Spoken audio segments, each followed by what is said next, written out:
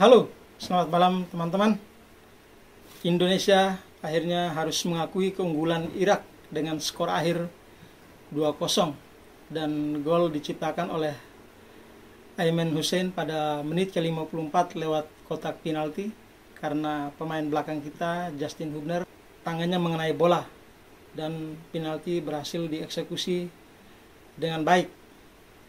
Kemudian gol kedua Irak dicetak pada menit ke-88 setelah Hernando Ari membuat kesalahan di lini belakang. Harusnya bola itu dihalau saja atau dipegang, ditangkap, ini malah dibuat mainan ya.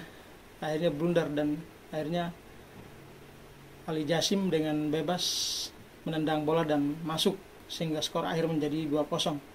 Tapi kalau secara statistik kita melihat sebenarnya timnas Indonesia tidak kalah, teman-teman. Dari sisi ball position atau penguasaan bola, Indonesia 55%, kemudian Irak 45%.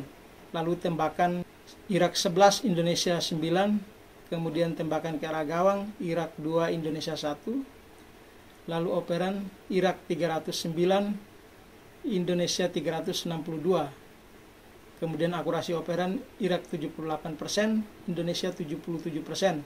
Lalu pelanggaran Irak 9, Indonesia 13. Dan kartu kuning Irak 1, Indonesia 1. Dan kartu merah Indonesia 1. Lalu offside Indonesia 1, Irak 2. Tendangan sudut Irak 3, Indonesia 8. Jadi kalau secara statistik sebenarnya kita cukup menguasai pertandingan.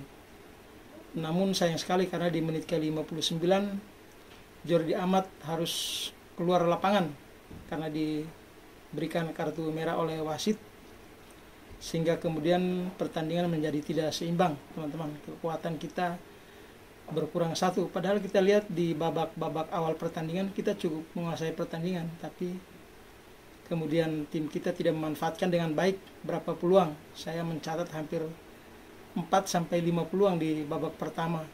Kemudian di babak kedua pun ada berapa peluang juga. Salah satu yang cukup matang tadi ketika Ragnar Oratmangun hampir mencetak gol, tapi sayang sekali bahwa dengan kawalan ketat dua pemain belakang Irak, dia tidak cukup leluasa untuk mencetak bola. Akhirnya bola ditepis oleh kiper dan keluar, jadi tidak berhasil mencetak gol.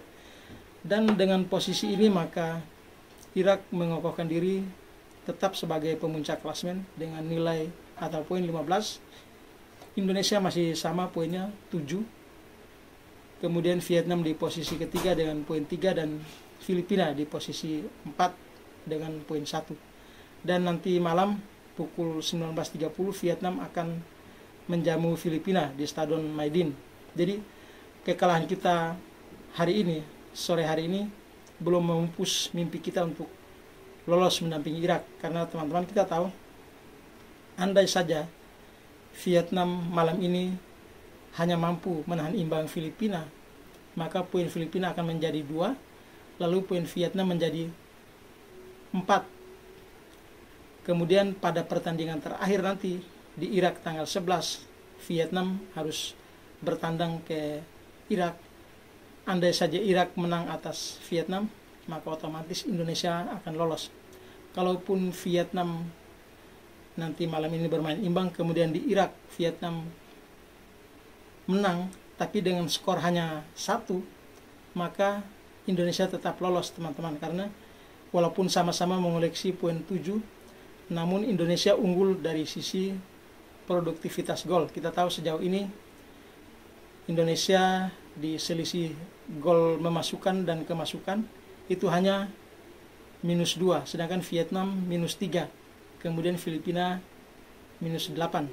Itu teman-teman.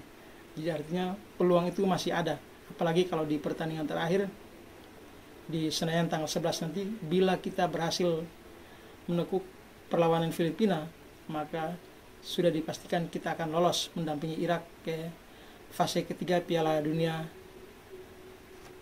untuk 2026 zona Asia, teman-teman. Jadi ya kita tahan dulu. Mungkin ini adalah sukses yang terlambat, tidak apa-apa, karena beberapa pemain inti kita lihat tadi Coach STY memang mengganti beberapa pemain di babak kedua. Kita lihat seperti Pratama Arahan masuk, lalu Yakub Sayuri juga memberi warna cukup bagus di babak kedua tadi.